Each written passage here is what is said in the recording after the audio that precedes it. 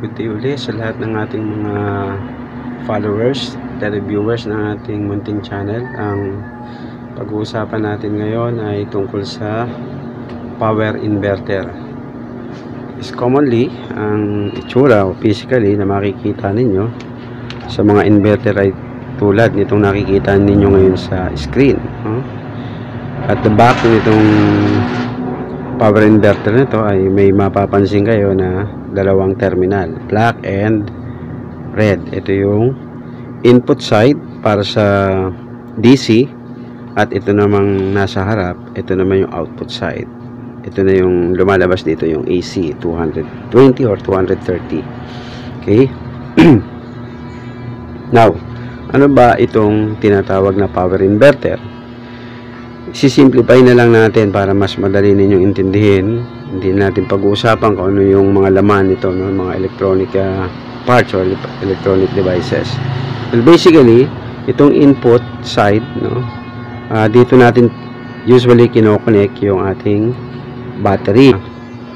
Rating voltage nito is 12 volts up to 15 volts, pwede naman. So, once na sinuplayan natin ng DC supply dito, gagawin ng ating electronic parts ay i-convert naman niya yung DC into AC supply. Itong nakikita ninyo na power inverter na to, no, ay isang modified power inverter. Ibig sabihin, yung modified power inverter na to ay hindi talaga pure na AC ang makikita natin to. Pag sinilip natin sa oscilloscope ito, mamaya papakita ko sa inyo, no?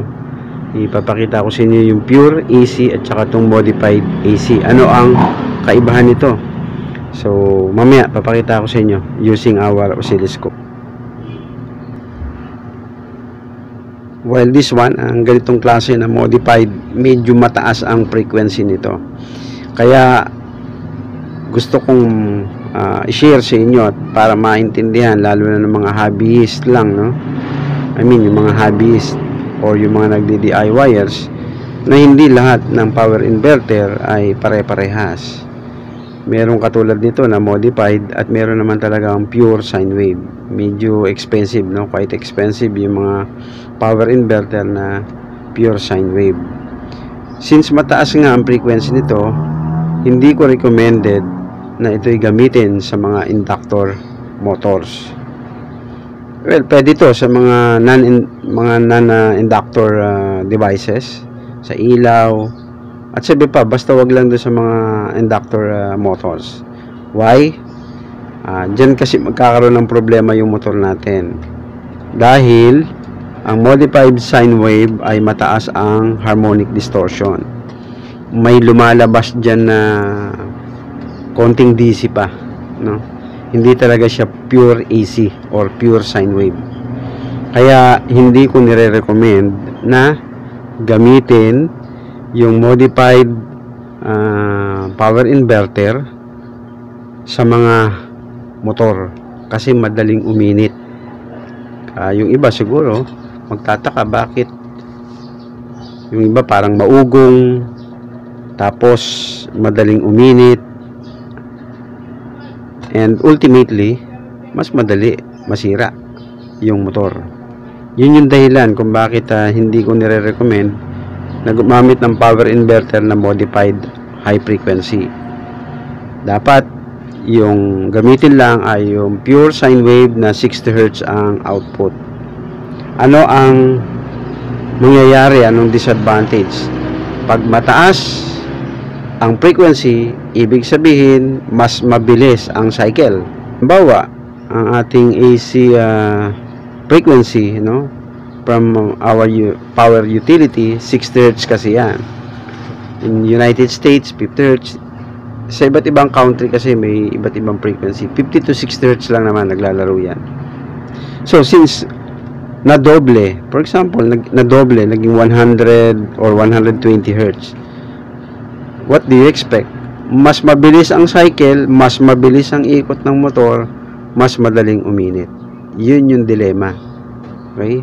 Kung bakit hindi ko nire-recommend na gumamit ng modified high frequency power inverter kapag gagamitin nyo sa motor.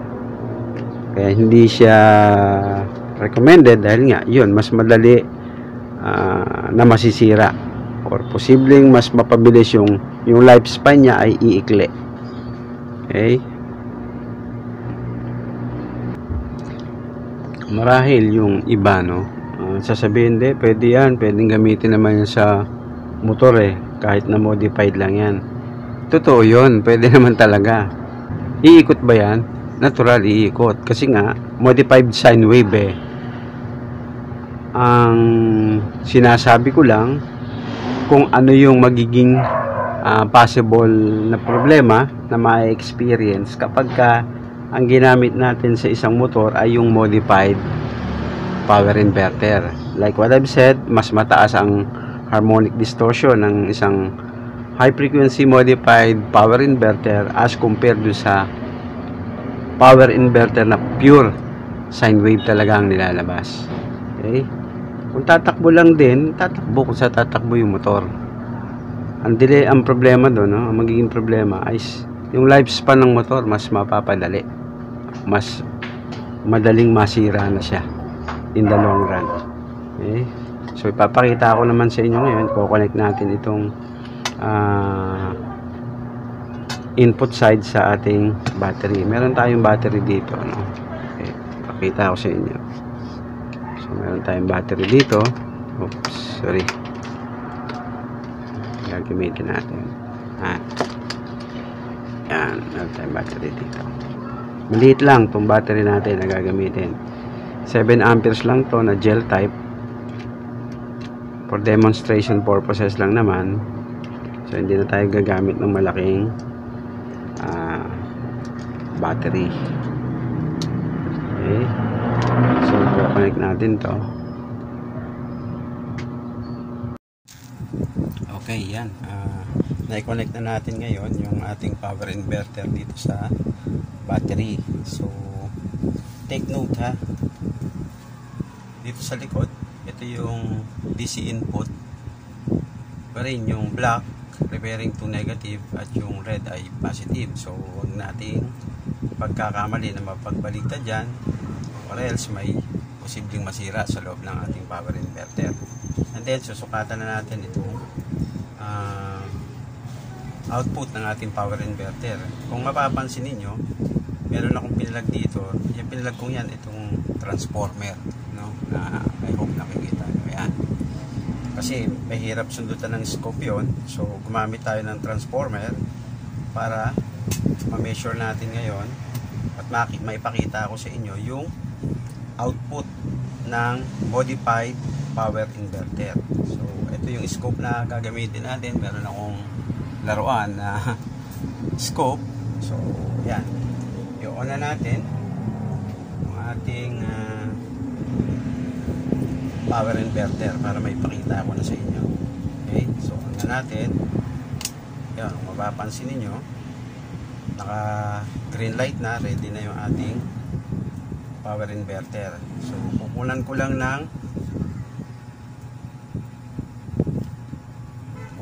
dito, no, sa output side ng o sa secondary side ng transformer. I hope nakikita ninyo sa ating camera. Yun yung ating transformer. Ito yung sa secondary side. Tingnan nyo yung maigi doon sa oscilloscope natin kung anong tsura ng isang modified.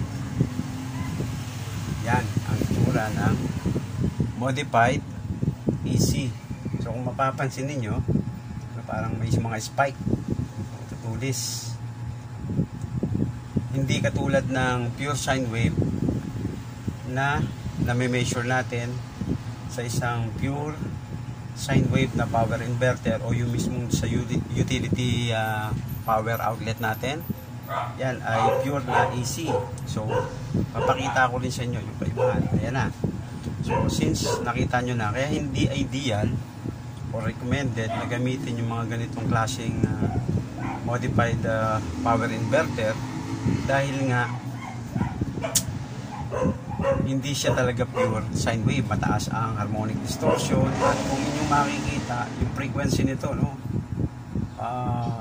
mataas, almost dog, maabot siya ng mga 80 Hz.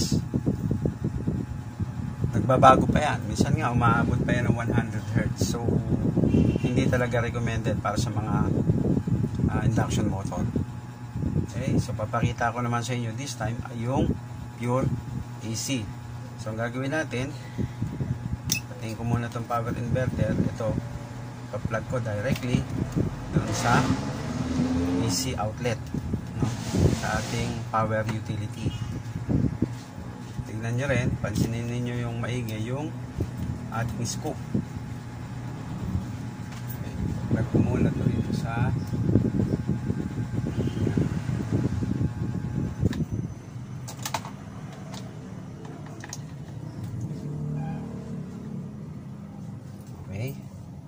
so yan, plug na.